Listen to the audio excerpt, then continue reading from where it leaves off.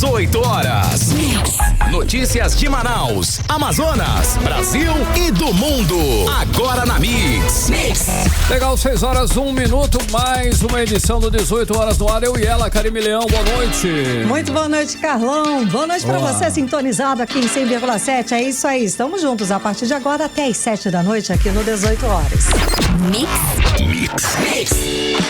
Legal, hein, ouvinte, valendo a sua participação. Lembre-se sempre, a sua participação é importante aqui no 18 horas, hein? Participe pelo nosso WhatsApp 994887592. É isso aí, Carlão. Manda aí um alô pra gente, manda uma mensagem. A gente quer saber a sua opinião a respeito dos assuntos que a gente aborda aqui no 18 horas. Mix.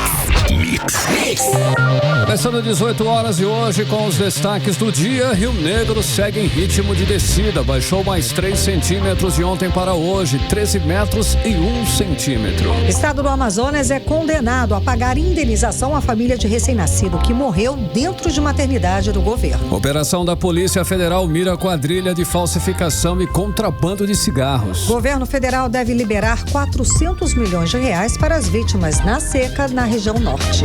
Legal, então 6 horas e 2 minutos, mais uma vez, valeu, obrigado pela sua participação, boa noite, a sua audiência, vamos juntos até às 7 da noite, hoje é terça-feira, 14 de novembro de 2023, os destaques do dia para você, juntos em mais uma edição do 18 horas. 18 horas. Olha, começamos o programa de hoje com mais um caso de crime sexual contra adolescentes aqui em Manaus. Dessa vez, o técnico da Seleção Amazonense de Vôlei Sub-16, o Valanderson Brandão Barbosa, de 40 anos, foi preso acusado de abusar sexualmente de menores de idade.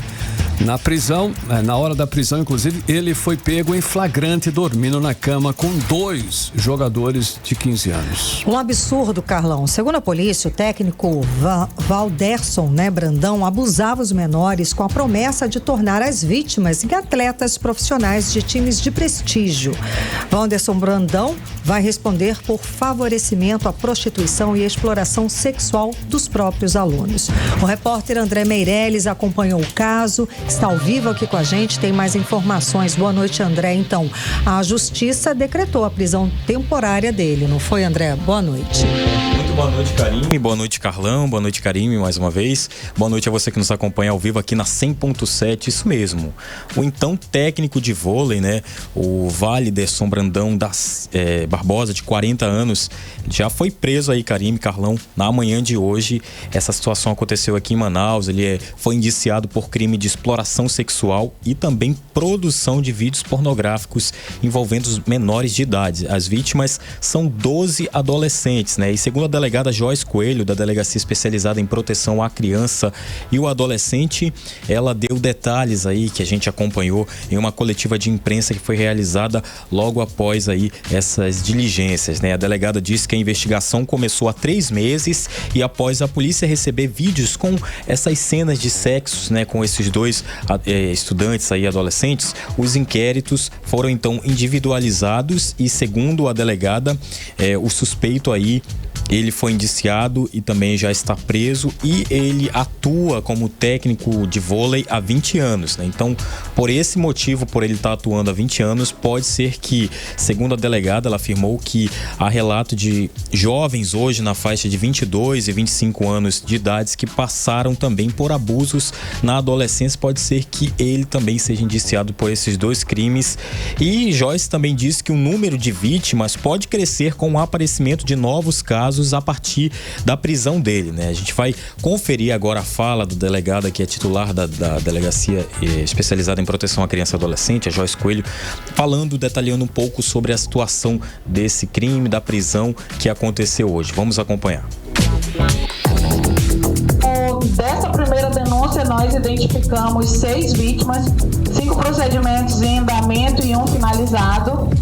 E isso tudo nos deu motivos para representar pela prisão temporária dele, uma vez que quando passamos a proceder às entrevistas com as vítimas, ele passou a exercer pressão também contra os meninos, querendo saber o que os meninos estavam falando na delegacia, ou seja, ele sabia da investigação em andamento, estava fazendo contato com os garotos. Então nós representamos no plantão criminal pela temporária dele com a medida cautelar de busca e apreensão, uma vez que, além de praticar os atos sexuais com os adolescentes, ele também filmava como uma espécie de fetiche que ele tinha. Justamente por isso que vazou um vídeo, inclusive esse vídeo foi compartilhado na escola pública no Brasileiro Pedro Silvestre, aonde os adolescentes estudam, e por isso que talvez alguém tenha encaminhado para o setor de denúncias. Então, hoje, durante a deflagração da operação, que depois de tudo isso nós intitulamos de Operação Bloqueio, né, como um conceito aí do voleibol, para que a gente possa parar, frear as atividades desse homem que durante as investigações também ficou claro que há quase 20 anos ele já atua da mesma forma. Então a gente imagina que aí muito maior de 20. 18 horas. Muito bem, Karime Carlão, a gente ouviu aí a delegada titular da Delegacia Especializada em Proteção à Criança e ao Adolescente, Joyce Coelho, detalhando aí sobre a prisão de Validerson, né, o até então técnico da seleção de vôlei sub-16 aqui na cidade de Manaus, né? Esse crime vinha acontecendo aí há cerca de 20 anos, de acordo com a delegada, e através de um vídeo que foi compartilhado, inclusive dentro de uma escola aqui em Manaus.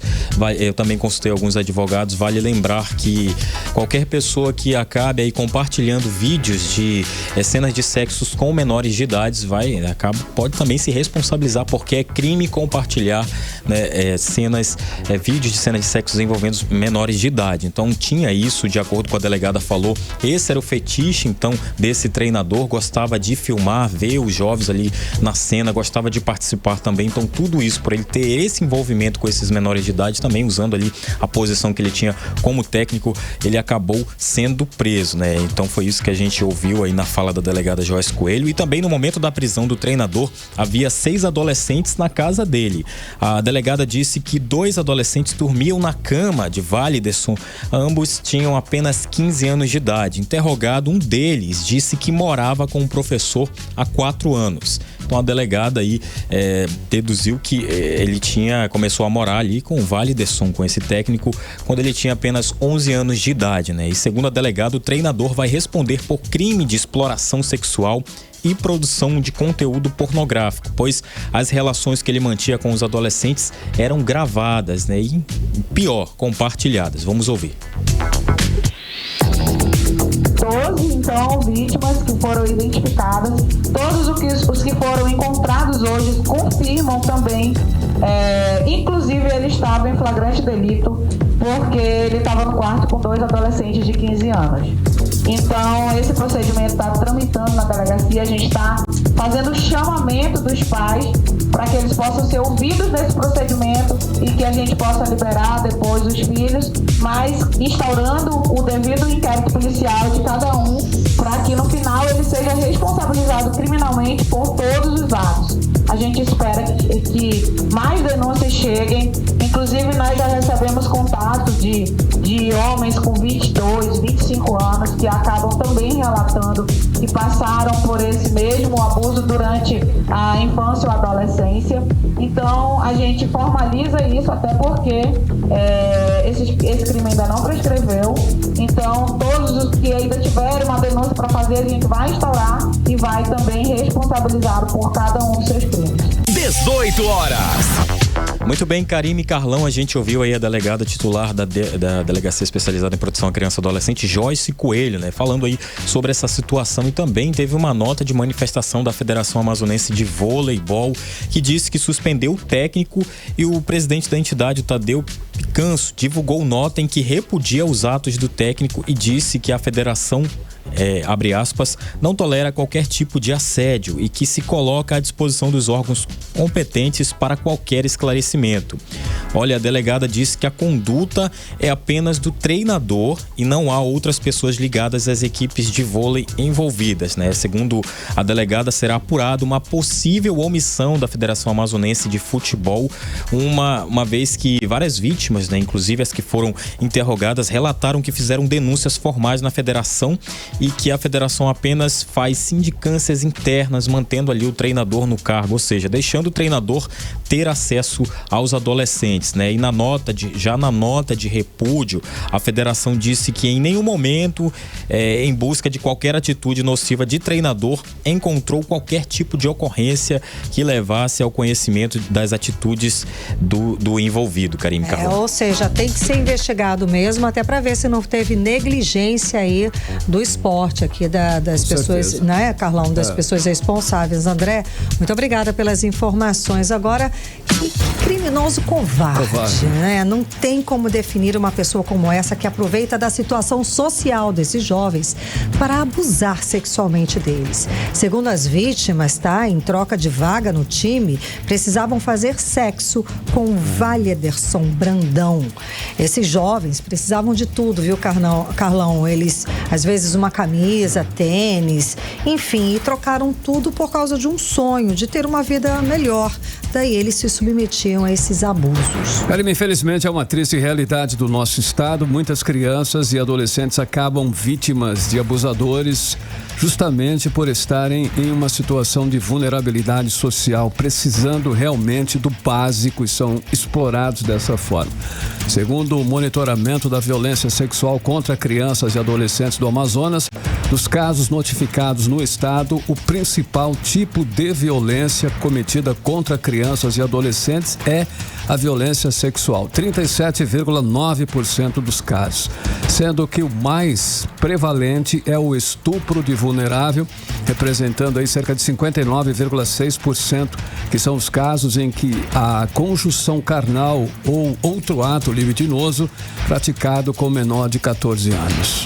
Carlão, é terrível essa realidade, é uma realidade aqui do estado do Amazonas. Esse levantamento foi divulgado esse ano, com os casos notificados entre 2018 e 2022. Ainda de acordo com os órgãos de proteção da criança e adolescente, é importantíssimo denunciar esses casos.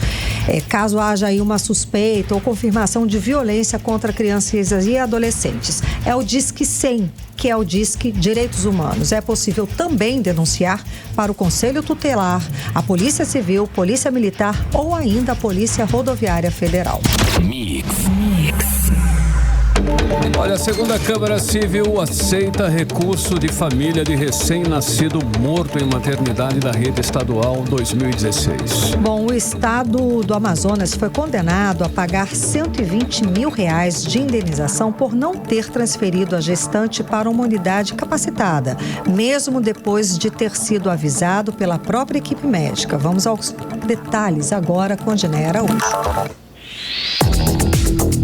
A decisão do colegiado da segunda Câmara Civil do Tribunal de Justiça do Amazonas foi por unanimidade na sessão dessa segunda-feira. A família apelou de um processo de indenização por dano moral pela morte de um recém-nascido em uma maternidade da rede estadual em 2016. Relatado pelo desembargador Délcio Santos, o recurso de apelação pedia a reforma da sentença que julgou improcedente o pedido feito em primeiro grau. A defesa da família do recém-nascido alegou que a morte dele teve relação com a omissão do Estado, que foi avisado que o parto do bebê não tinha condições de ser feito naquela maternidade. Com isso, segundo a defesa da família, a morte do bebê com malformação congênita foi resultado da má condução pela unidade hospitalar. Já a Procuradoria de Justiça alegou que a morte teve relação com o risco gestacional, malformação do bebê, entre as condições adversas, e que não existiam provas de que houve falha do Estado. Mas depois de ouvir as falas, o relator proferiu seu voto favorável à família, destacando que depois de uma leitura atenta aos documentos sobre a internação da paciente, verificou que após a consulta dela com o médico, foi registrado no prontuário da paciente a ausência de estrutura naquela unidade hospitalar para ofertar os cuidados necessários ao feto na ocasião de seu nascimento. nascimento. No entanto, mesmo tendo sido informado pela equipe médica, ao invés de transferir a gestante para uma maternidade com estrutura para atender às suas necessidades, ela permaneceu internada até entrar em parto prematuro no dia 11 de julho de 2016. E mesmo sem estrutura na maternidade estadual, a paciente foi submetida a uma cesariana, mas o bebê faleceu 40 minutos após seu nascimento. Diante disso, o desembargador Délcio Santos reconheceu que a morte do bebê teve sim relação com a falta de recursos da maternidade e disse que o Estado foi omisso nesse caso. Ainda conforme o desembargador, a equipe médica havia alertado sobre a falta de estrutura para atender a esse caso no dia 8 de julho, mas a gestão pública não adotou as medidas esperadas que o quadro do bebê exigia.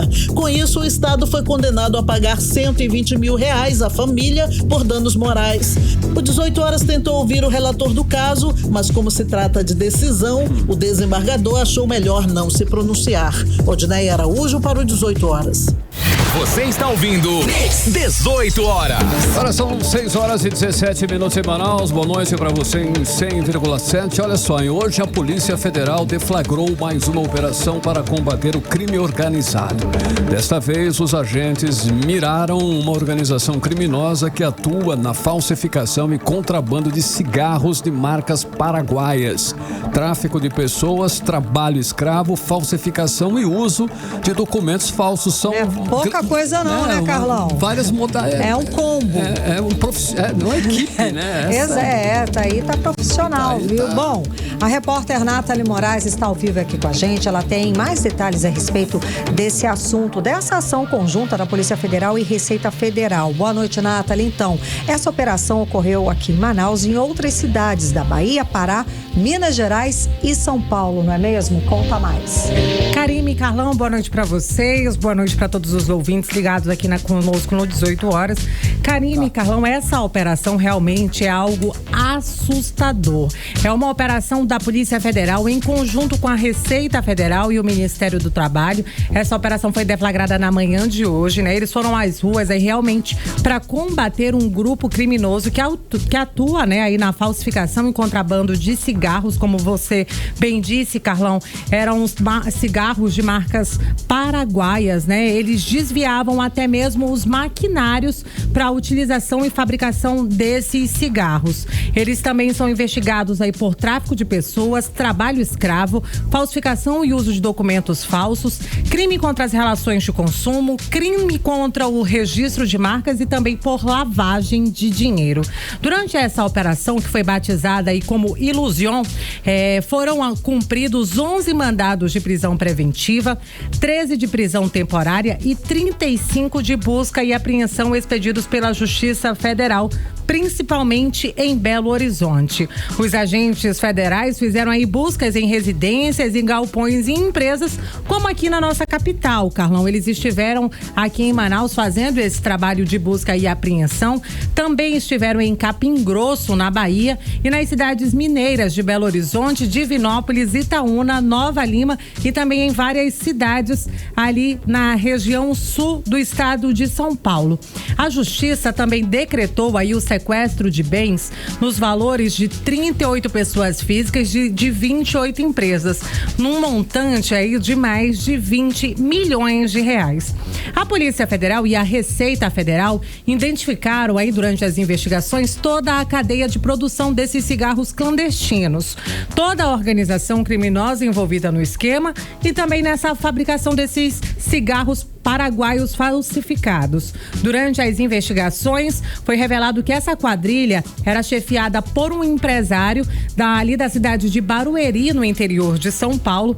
Olha como essa quadrilha agia assim, eu fiquei assustada realmente. Da forma profissional. Os caras são especialistas nessa área criminal, né? Não, gente, eu fiquei assustada realmente com os modus operantes dessa quadrilha. É algo assim realmente assustador, porque durante as investigações foi revelado que essa quadrilha ela era chefiada aí por esse empresário. Ele cooptava, né? Ele pegava esses trabalhadores lá no Paraguai. Eles eram trazidos para as fábricas clandestinas aqui no Brasil, onde eles eram submetidos a condições de trabalho de escravidão.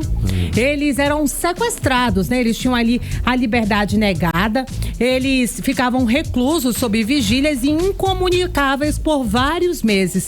Eles tinham até mesmo os telefones, né, os aparelhos celulares. Os passaportes também devia estar tudo com eles, confiscados. Sim, tudo confiscado, telefone, passaporte, documentos. Eles eram impedidos de ter qualquer acesso, qualquer contato com o mundo exterior. Eles realmente ficavam presos, eles eram aprisionados dentro dessas fábricas clandestinas.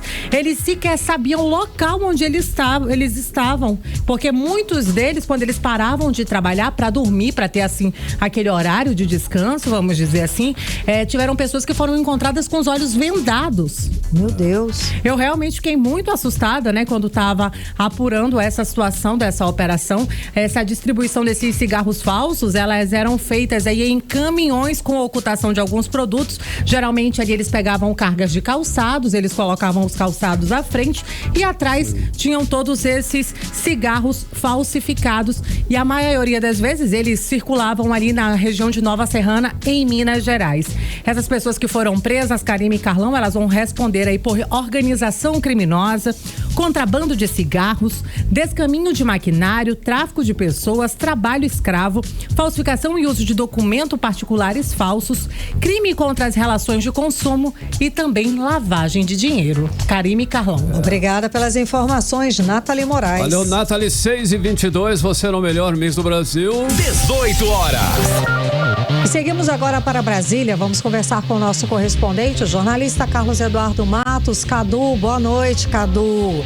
Então, parece que o governo federal vai liberar 400 milhões de reais para ajudar a população afetada pela seca aqui na região norte. A pergunta que a gente quer saber: quando é que esse dinheiro cai na conta, Cadu? Fala pra gente. Aí me quer saber. É lógico. Quando é que a gente vai poder cobrar aqui os nossos governantes o resultado, a ação, a aplicação desse dinheiro, né? Cadê a grana? Cadê a grana, Cadu? Boa noite, seja bem-vindo. Cadê o Pix?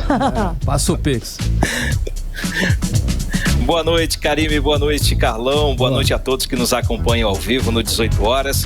Karime, esse dinheiro, na verdade, ele vai para a conta dos pescadores artesanais do Amazonas, cadastrados no Seguro Defeso, que vão receber aquelas 2 parcelas extras que foram prometidas pelo governo federal. Hoje, a União movimentou o dinheiro. A verdade, o que aconteceu foi isso: pegou o dinheiro, tirou da União, da conta da União e jogou para o Ministério da Previdência. Foi autorizada essa transferência de recursos na ordem de 300 milhões de reais para o Ministério da Previdência Social, que é quem controla os cadastros do Seguro Defeso. E agora que o dinheiro está na mão do Ministério, está na mão de quem vai pagar, então é muito provável que as 2 parcelas extras do Seguro Defeso, equivalentes aí a 2 salários mínimos, sejam pagas nos próximos dias. Então vamos aguardar, né? Ou seja, foi finalizada essa parte da transferência. Agora é via Ministério da Previdência e Caixa Econômica Federal. Já existe um calendário, né, de recebimento do Seguro Defeso, que todos os pescadores têm. Todo mundo que é cadastrado e recebe o seguro sabe do dia que vai receber o dinheiro, né? O calendário que corresponde ao dia que ele vai receber, né? Tem esse calendáriozinho, igual o Bolsa Família, na época do auxílio emergencial também é muito parecido. É possível que esse calendário seja mantido no mesmo esquema aí, como se fossem os meses normais de defeso. Então as prefeituras municipais vão ficar encarregadas de ajudar os pescadores a orientar o saque desse dinheiro emergencial, que vai ser muito bem-vindo. Então, quem é pescador artesanal, que está precisando, que está com o nome cadastrado ali para receber esse valor, esses 2 salários mínimos aí, fica atento, procura a prefeitura, procura a sua associação, né? Que eles têm muito mais informações com relação a quando vai receber, em que data que ele precisa comparecer à agência bancária para receber esse dinheiro.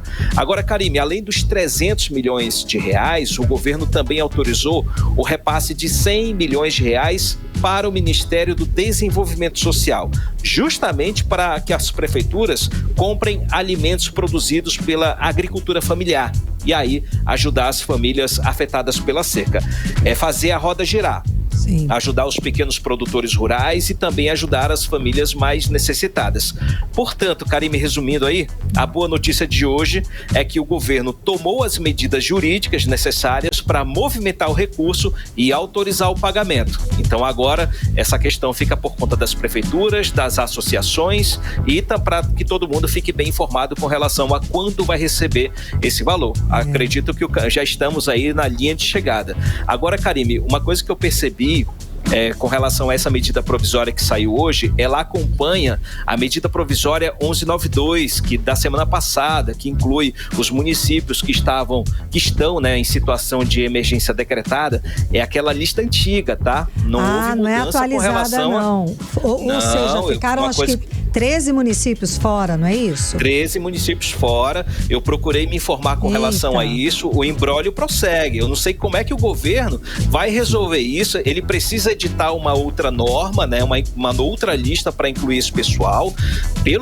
Pelo andar da carruagem, agora com essa autorização aí de dinheiro saindo, muito pescador não vai receber agora. Então é por isso que todo mundo tem que ficar atento. Vai receber? Vai, mas se fizer parte daqueles 13 municípios que estão fora, fica atento, porque o dinheiro não vai sair, aí ele vai lá para a porta da caixa. Tem que cobrar, porque senão vai dar confusão, né? Vai dar confusão.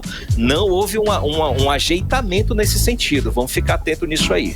Karime, Carlão. E cadê agora aquele velho assunto que ainda não foi resolvido, né? Que é a indicação de Flávio Dino para o Supremo Tribunal Federal. Inclusive parece que tá cada dia mais difícil, né? A situação, Cadu? Praticamente esquece, né, Carlão? Se havia alguma possibilidade disso, esquece. Subiu no telhado. Carlão, a situação de Flávio Dino só não é insustentável porque ele ainda tem a confiança do presidente Lula. Mas entre os amigos e os conselheiros do presidente, a turma do Palácio do Planalto, ele não tem apoio, tá? Ele ficou sozinho nessa história. Por enquanto, não há rumores de que ele vá entregar o cargo, ser demitido pelo presidente Lula, isso ainda não. A crise está em andamento, mas não há ainda rumores de que possa haver uma queda do ministro Flávio Dino. Mas a crise que se instalou por causa do escândalo que foi o acesso da dama do tráfico do Amazonas ao Ministério da Justiça aqui em Brasília, com agendas em setores gerenciais, né? Mas sem qualquer registro de entrada, isso daí está bem difícil de contornar. A questão agora não é só a segurança interna do Ministério da Justiça, Carlão. Agora virou um problema político essa história. 45 parlamentares da oposição e também de partidos da base de apoio ao governo, né, que é o pessoal do Centrão que se juntou ao governo, estão aí assinando um pedido de impeachment do ministro Flávio Dino. Então os deputados dizem que a visita de pessoas associadas ao crime e ao tráfico de drogas em um órgão do governo federal, ainda mais o Ministério da Justiça, é inadmissível. Por essa razão, Flávio Dino não teria mais condições de continuar ministro. Então esse é o argumento.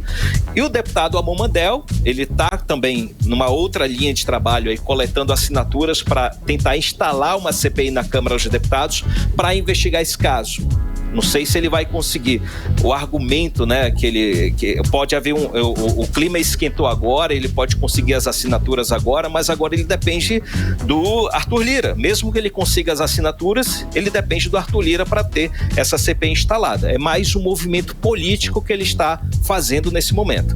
O assessor do Ministério, o ex-deputado Edinho Vaz, aquele cara que fez um monte de denúncias sobre as próteses penianas, o governo gastando para os militares, os Viagras e tal. Esse cara aí, ele não foi reeleito deputado e virou assessor do Ministério da Justiça, do Flávio Dino. E a culpa caiu em cima dele, né? E ele assumiu a culpa toda, dizendo que essa questão esse problema de acesso, de registro de acesso, foi culpa dele. O Ministério também mudou o esquema de acesso de entradas e saídas, mas nada disso adiantou para conter essa crise. É possível que a polêmica se estenda até semana que vem, Carlão e Karime, quando a Câmara voltar aos trabalhos. Eu disse para vocês que essa semana está tudo parado por causa do feriado, né? Sim. Segunda e terça, quinta e sexta não vai ter nada, mas a briga está rolando nas redes sociais. Semana que vem é possível que o caldo entorne ainda mais. A gente sabe que o Flávio Dino é o xerife do governo Lula, um dos homens mais importantes do atual governo e o cara que peita os parlamentares bolsonaristas, né? E esse escândalo aí enfraqueceu ele politicamente e muito. Então, se havia alguma possibilidade do presidente Lula indicá-lo ao cargo de ministro do Supremo Tribunal Federal para ficar no lugar de Rosa Weber, que se aposentou em setembro, pode esquecer, porque a possibilidade de rejeição do nome dele no Senado, que é responsável por referendar a indicação de Lula, é muito grande. Então isso não vai acontecer por enquanto. Com essa briga toda, gente, quem é que ressurge nessa briga aí? O nome de Jorge Messias. O Messias, lembra? O chefe da AGU, o atual chefe da Advocacia Geral da União. O nome dele, subiu para as tampas e agora esse fortalece como possível indicado de Lula. Inclusive ele está sendo bastante cotado, inclusive dentro do STF, diante dessa crise, tendo apoio dos ministros para ter o nome dele cotado. Agora, quando o presidente Lula vai indicar, aí são outros 500. Vamos continuar acompanhando. Karime e Carlão. Cadu, conta pra gente rapidinho pra finalizar da outra gafe que o presidente Lula cometeu aí no contexto da guerra lá na faixa de Gaza. Agora ele igualou Israel ao Hamas. É isso mesmo? Mas pra que ele fala Karime, sobre isso, gente? Ontem à noite, quando aquele grupo de 32 brasileiros e palestinos que vieram da faixa de Gaza, chegaram ao Brasil, aterrissaram aqui em Brasília, né? O presidente Lula, a gente falou sobre isso, né? Lula os recepcionou, né? E aí ele fez um discurso logo em seguida, ali mesmo na pista do aeroporto, ele fez um discurso que ele acabou sendo bastante criticado. Ele disse que Israel comete terrorismo, assim como o Hamas, que vem usando o povo e o palestino como escudo. Então as comunidades judaicas estão muito furiosas com essa declaração do presidente Lula. Vamos ouvir o que ele disse. Aos 78 anos de idade, eu já vi muita brutalidade, já vi muita violência, eu já vi muita irracionalidade, mas eu nunca vi, uma violência tão bruta, tão desumana contra inocentes. Porque se o Hamas cometeu um ato de terrorismo e fez o que fez, o Estado de Israel também está cometendo vários atos de terrorismo ao não levar em conta que as crianças não estão em guerra, a não levar em conta que as mulheres não estão em guerra, a não levar em conta que eles não estão matando soldados, eles estão matando junto crianças. E estamos tristes por parte dos seres humanos que governam o mundo, que de humano não tem mais nada. Que de humano não tem mais nada, porque se alguém não tem dó de soltar uma bomba para matar gente no hospital, para matar recém-nascido, para matar criança, eu sinceramente não sei que ser humano nós estamos falando. 18 horas. A gente acompanhou agora a fala do presidente Lula a respeito aí da guerra lá na faixa de Gaza, onde ele iguala aí a história do Israel e o Hamas, né, Cadu? Conta aí, como é que sai dessa situação agora?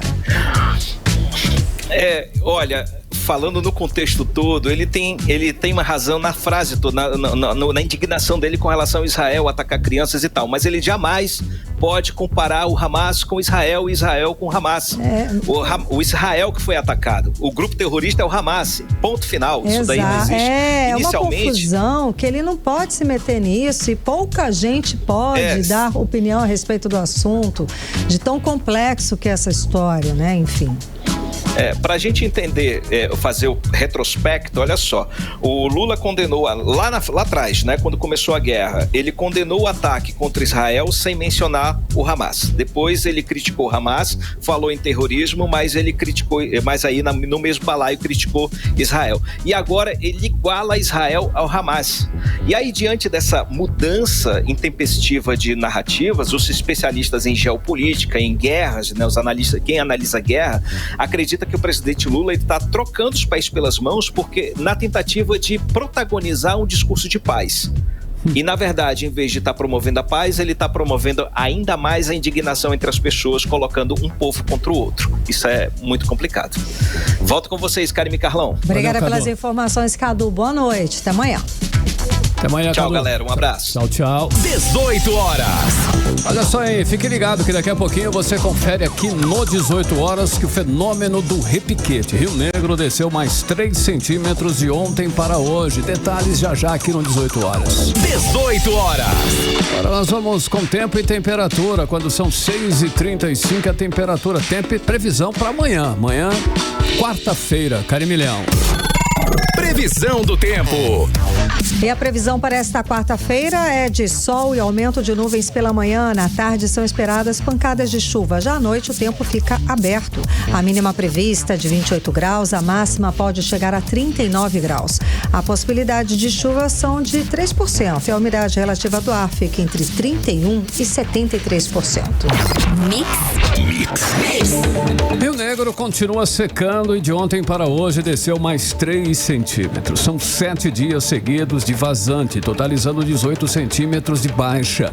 É o fenômeno do repiquete que este ano, inclusive, está mais prolongado, está maior. Estamos hoje com um nível de 13 metros e 1 centímetros acima do nível do mar, Karime. Então, Carlão, com isso, o cenário ainda é de seca severa, com as comunidades isoladas, milhares de famílias sem acesso a transporte fluvial, alimentos, combustível, água potável, nem a remédios. O cenário ainda é de calamidade. Aí a gente tem todos os municípios do estado do Amazonas estão em estado de emergência por causa da estiagem. E a repórter Nathalie Moraes tem mais detalhes a respeito das consequências dessa vazante histórica. Boa noite, Nathalie. Então, e com essa situação toda, a gente verificou mais mortes de botos aqui no Amazonas por causa dessa seca, não é, Nathalie? Boa noite de novo. Boa noite mais uma vez, Karime, Carlão, boa noite aos ouvintes do 18 horas. Pois é, Karime, essa seca severa, né, essa seca histórica realmente vem castigando a vida no que sobrou dos nossos rios. Os botos realmente estão sendo encontrados mortos, né, aí desde o início dessa estiagem severa. Só em Coari, no interior aqui do Amazonas, já são 75 botos da espécie tucuxis mortos. Cerca de 70 carcaças de botos foram recolhidas por pesquisadores para realmente investigarem aí o que vem causando a mortandade desses mamíferos. Vale lembrar, Karime e Carlão, que no final do mês de setembro, a morte dos botos também foi registrada lá no município de Tefé, que fica ali na mesma região de Coari.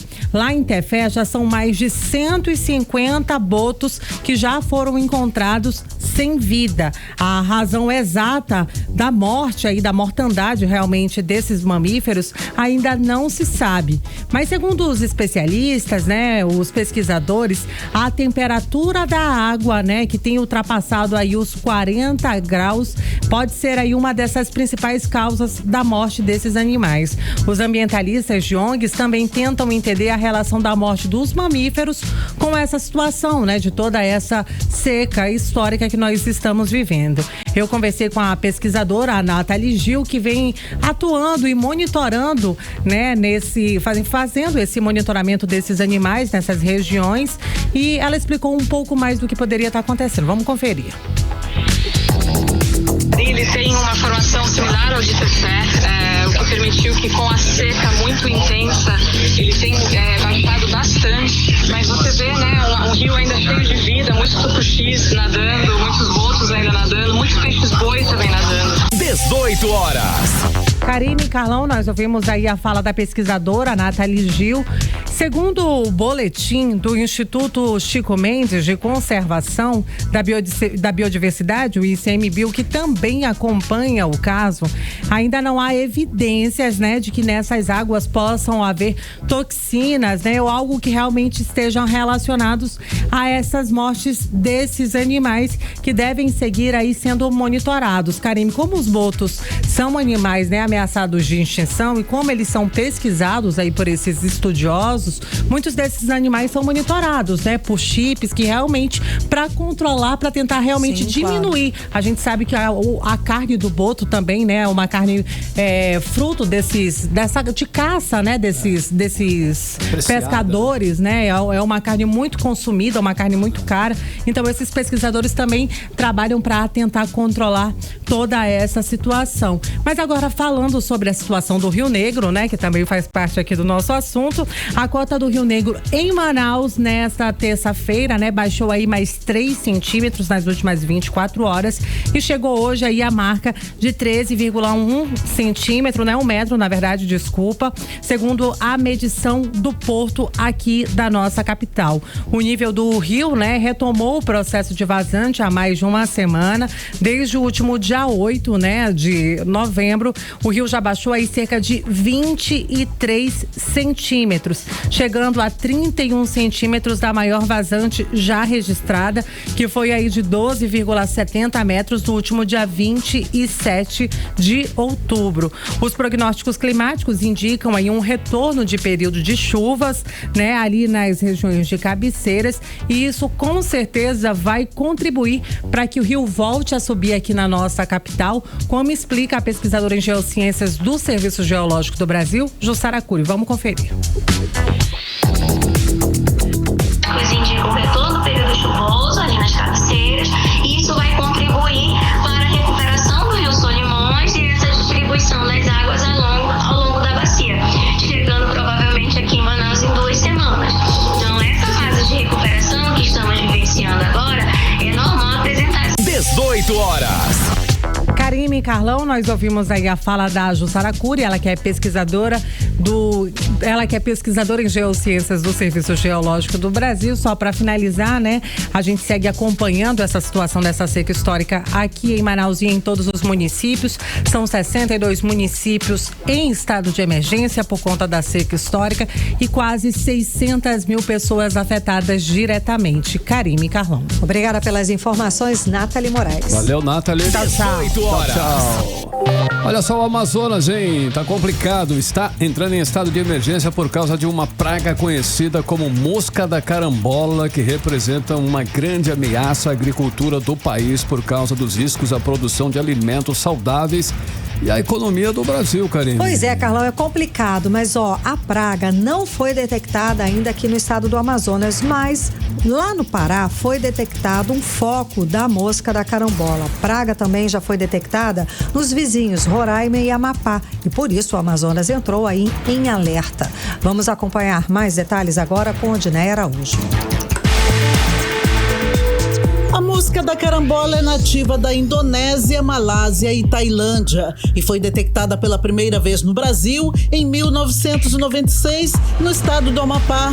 A mosca da carambola representa ameaça à produção de alimentos porque deposita larvas nos frutos que se tornam hospedeiros. Além da carambola, a praga também pode atacar outras frutas como goiaba, manga, jambo, acerola, tangerina, tornando os frutos impróprios para consumo humano. O foco da praga foi detectado recentemente no Pará, próximo a Parintins. Mas a mosca da carambola também já foi detectada em Roraima e novamente no Amapá. Por isso, o Amazonas também entrou em estado de emergência, segundo o gerente de defesa vegetal da ADAF, Agência de Defesa Agropecuária e Florestal do Amazonas, Sivandro Campos. Ressaltamos que o estado do Amazonas ainda é um estado com área sem ocorrência da praga mosca da carambola. Surgiu recentemente novos focos no estado do Pará, próximo ali do município de Inhamundá e Parintins, no caso ali Oriximiná e ainda não oficial Terra Santa. Tá? Com isso, da proximidade dessa praga nas fronteiras com nossos municípios aí, como Inhamundá e Parintins, eles acham melhor lançar uma portaria com esse alerta fitossanitário. Além disso, os municípios de Inhamundá e Parintins entrarão em quarentena. A portaria de emergência foi publicada nesta segunda-feira pelo Ministério da Agricultura e Pecuária. Com a portaria, segundo Sivandro Campos, gerente de defesa vegetal da ADAF, as fiscalizações das frutas que entram no Amazonas serão intensificadas. Eles vão jogar outra portaria em cima dessa, sugerindo a intensificação das ações da ADAF, no caso do estado do Amazonas, relativo ao quê? Aos levantamentos fitossanitários, monitoramentos, fitossanitários e também a questão da fiscalização do trânsito. Tá? Esses trabalhos que eles vão eles vão pedir para que o Amazonas, né, faça mediante a questão desse alerta fitossanitário. Já se antecipando, a Agência de Defesa Agropecuária e Florestal vai intensificar as ações junto às suas 7 barreiras de vigilância agropecuária. Para evitar a entrada da mosca da carambola no Amazonas, a ADAF também começa a promover a realização de ações de educação sanitária por meio de palestras e distribuição de material informativo sobre a praga. Odneia Araújo para o 18 horas. Você está ouvindo 18 horas. Agora 6h45. Olha só, as audiências de instrução do caso da jovem Débora da Silva Alves, de 18 anos, assassinada grávida de 8 meses, terminaram hoje em Manaus, com o interrogatório de Gil Romero Machado Batista e José Nilson, suspeitos do crime. Então, Carlão, a defesa de Gil Romero havia prometido apresentar uma testemunha, mas não apresentou nada, não aconteceu. Então, os trabalhos de hoje ficaram só com o interrogatório dos dois acusados. Vamos saber o que aconteceu com mais detalhes agora com André Meirelles. Nesta terça-feira, a Justiça do Amazonas encerrou a audiência de instrução no caso da jovem Débora da Silva Alves, de 18 anos, que estava grávida de 8 meses, quando foi encontrada morta em agosto deste ano. No primeiro dia de audiência, em 7 de novembro, foram ouvidas 8 testemunhas, apontadas pelo Ministério Público do Estado. Das 8 pessoas, 3 também foram listadas pela defesa dos acusados. Gil Romero Machado Batista e José Nilson Azevedo da Silva acompanharam a audiência por videoconferência no Centro de Detenção Provisória. A defesa de Gil Romero havia prometido apresentar uma testemunha nesta terça-feira, mas não obteve sucesso. Com isso, restou apenas o interrogatório dos acusados. A audiência, presidida pelo juiz James Oliveira dos Santos, teve o promotor de justiça, Leonardo Tupinambá, representando o Ministério Público do Estado, com a assistência da advogada Gorete Rubim. O juiz iniciou o interrogatório de José Nilson, que preferiu ficar calado. Na sequência, o magistrado interrogou Gil Romero, que respondeu apenas às perguntas do advogado de defesa, como explica a advogada Gorete Rubim. Foi concluída a audiência de instrução e julgamento. Os acusados se resguardaram do direito do silêncio. O José Nilson se resguardou totalmente do direito do silêncio. O senhor Gil Romero utilizou-se do direito ao silêncio parcial, respondendo apenas as perguntas da defesa dele. Depois dos interrogatórios, houve pedido da defesa para novas diligências com a Polícia Civil do Amazonas. Segundo a advogada Gorete, após cumpridas as diligências requeridas, a Justiça vai dar o prazo para a apresentação dos memoriais por parte da acusação e da defesa. Foram requeridas algumas diligências por parte dos advogados e, após serem cumpridas as diligências, irá abrir o prazo para apresentação de memoriais escritos, para o Ministério Público, para a advogada assistente de acusação e para a defesa. E cada um terá o prazo de 5 dias sucessivos para a apresentação dos memoriais escritos. André Meirelles para o 18 horas. Você está ouvindo 18 horas. Agora em Manaus, 6h49. Vamos falar dos assuntos dos bastidores da política local com Cíntia Blink, que já está aqui com a gente. Boa noite, Cíntia. Então, o governador Wilson Lima e o deputado Roberto Cidade lançaram a prefeitura paralela aí para asfaltar as ruas aqui na cidade, aqui na Zona Leste. A campanha realmente já começou? Como é que é isso? Conta pra gente, explica o que está acontecendo. Cíntia Blink. Boa noite, Karime. Boa noite, Carlão e todo mundo que tá com a gente na 100.7. 2024, como eu te falo sempre, né? Já estamos em 2024. A gente tá percebendo aí há tempos um governador Wilson Lima bem distante do prefeito Davi Almeida. Ao mesmo tempo, Roberto Cidade, que é deputado estadual e presidente da Assembleia Legislativa, apesar de não dizer sim, serei candidato, ele dá sinais de que virá, né? Há tempos também. Desde a hora que ele sobe no palanque e fala que isso aqui é trabalho e não ficar pintando a ponta negra quando vai ter ali o lançamento do Rapidão. E agora aparece aí essa parceria entre o Poder Executivo, que é o governo do Amazonas, e o Poder Legislativo, que é a Assembleia Legislativa, para fazer com que o Asfalta Amazonas vá para frente, deixando completamente de escanteio a prefeitura de Davi Almeida. Então ele está passando aí pelas ruas com asfalto e passando por cima da reeleição do prefeito Davi Almeida, sem dúvida, aqui colocando para a briga uma oposição muito, muito forte. Eles fizeram o lançamento do Asfalta Amazonas nessa parceria Poder Executivo e Poder Legislativo, começando pela comunidade Coliseu. Lá eles asfaltaram 22 ruas. Para fazer isso são 12.600.000 e prometem que vai ter mais ações como essa, né, ao longo aí do tempo.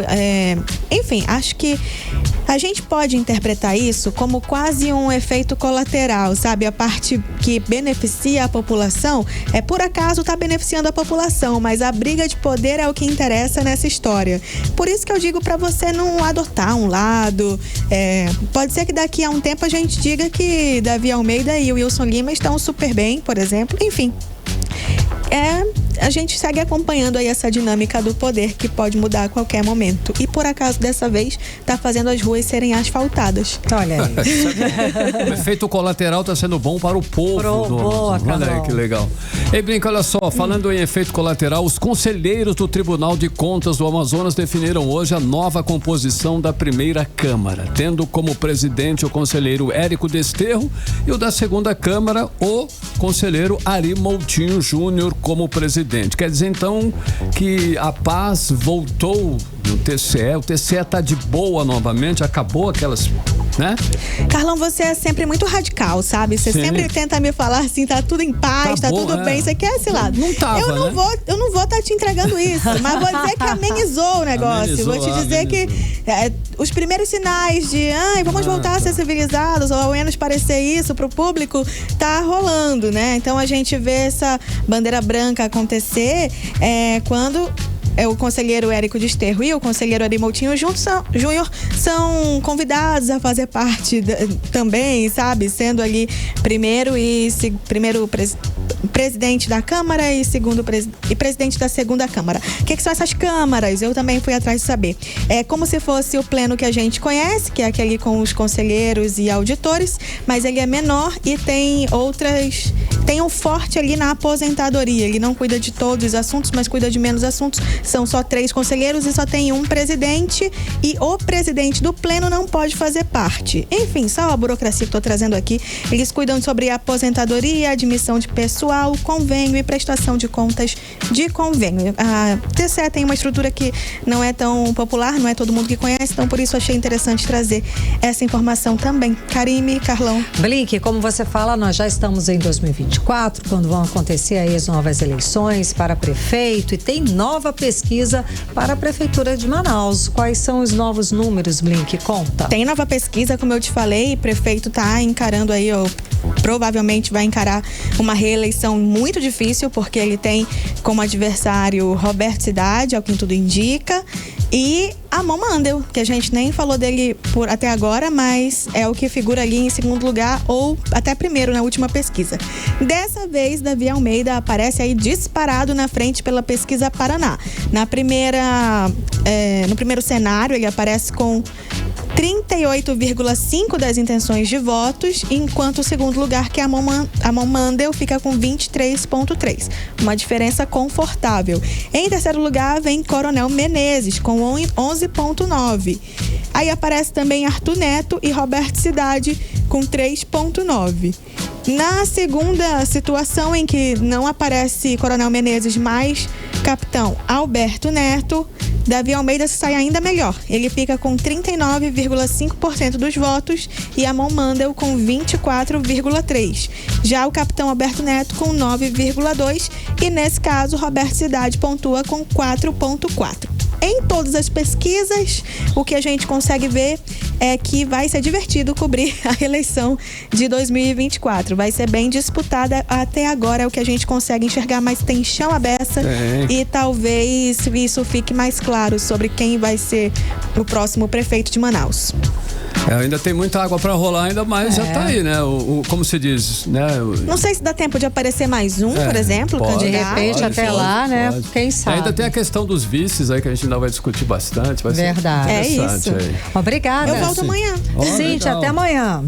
Valeu, Cíntia. Agora são 6h56. Daqui a pouquinho tem o Giro Esportivo com o Cid Soares. Vamos para os indicadores, Carlão. Economia. Muito bem, agora o dólar comercial fechou o dia em queda de 0,93% e segue abaixo dos R$5, cotado a R$4,86. O euro fechou em alta de 0,72% aos R$5,29 e o Bitcoin fechou o dia desvalorizado em 4,75% aos R$1.163,463. E o Ibovespa fechou em alta de 2,31% aos 123.197 pontos. E o Natal deve fazer o varejo brasileiro ter o maior número de contratações de trabalhadores temporários dos últimos 10 anos. A expectativa é da Confederação Nacional do Comércio de Bens, Serviços e Turismo, que estima que 108,5 mil vagas sejam preenchidas, um crescimento de 5,6% em relação ao ano passado. Mix. 18 horas. Esporte.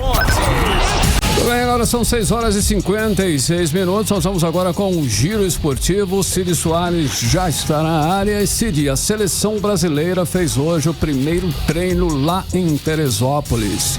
Os holofotes estão em cima do Endrick, é isso, Cid? É verdade, boa noite, Karime, e boa noite, Carlão. O Endrick é o atacante do Palmeiras, é uma das opções aí do Fernando Diniz para as vagas que estão abertas no setor ofensivo. Sem Neymar, que está lesionado, Richarlison, titular no início do ciclo e que não foi convocado, e um Gabriel Jesus ainda fora de combate, o treinador busca opções aí para se juntar aos absolutos Rodrigo, Vini Júnior e Rafinha. E o Endrick é quem mais chama atenção nessa atividade de hoje, especial na Granja Comari.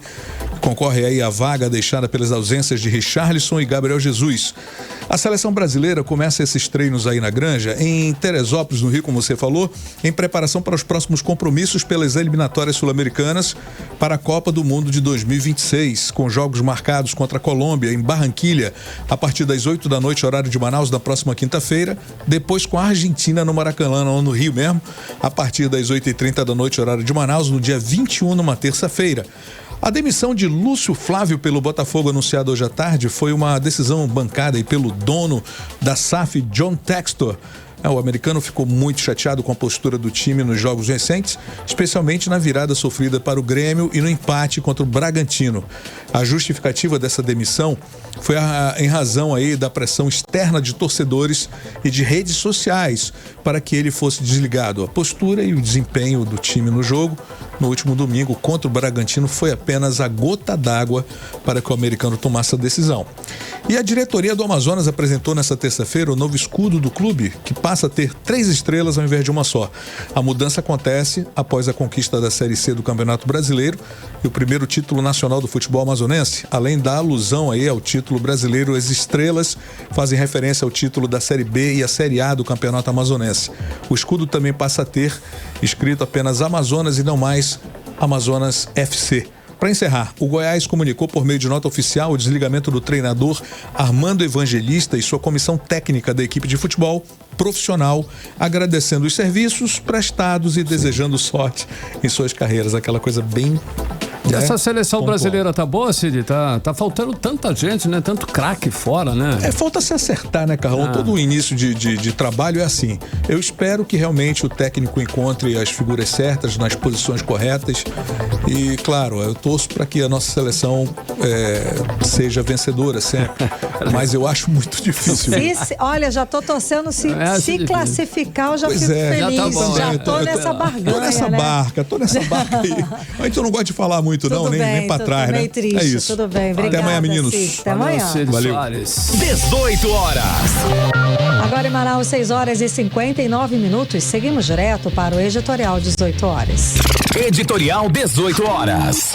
Dois inquéritos anunciados nesse mês pelo Ministério Público do Estado apontam para a grave situação da infraestrutura da polícia no Amazonas. Nesta semana, o órgão anunciou a falta de manutenção dos prédios das companhias interativas comunitárias, que são as SINCOMs, da Polícia Militar em Manaus. Rachaduras, esgoto a céu aberto, condicionadores de ar danificados ou avariados, além de pias e banheiros interditados por falta de manutenção.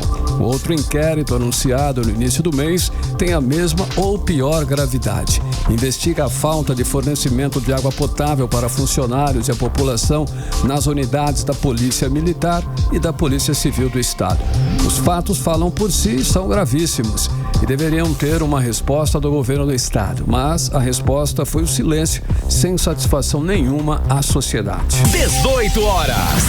7 horas, Karine, saideira? Tem sim. É o seguinte, gente, o abastecimento de água no Hospital e Pronto-Socorro João Lúcio e parte do bairro da Zona Leste de Manaus foram afetados depois do rompimento de uma tubulação na Avenida Cosme Ferreira. As imagens, inclusive, circularam nas redes sociais, mostrando a força da água como um chafariz no meio da avenida. Bom, em nota, a concessionária Águas de Manaus informou que atua na correção do vazamento e, por causa disso, a região pode apresentar oscilações no abastecimento de água. A concessionária afirma ainda que disponibilizou carros-pipa para o abastecimento do Hospital João Lúcio e de locais que prestam serviços essenciais nos bairros que foram atingidos com o problema. É isso.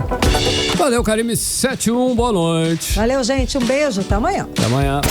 Você ouviu 18 horas. As notícias do Brasil e do mundo. De volta amanhã.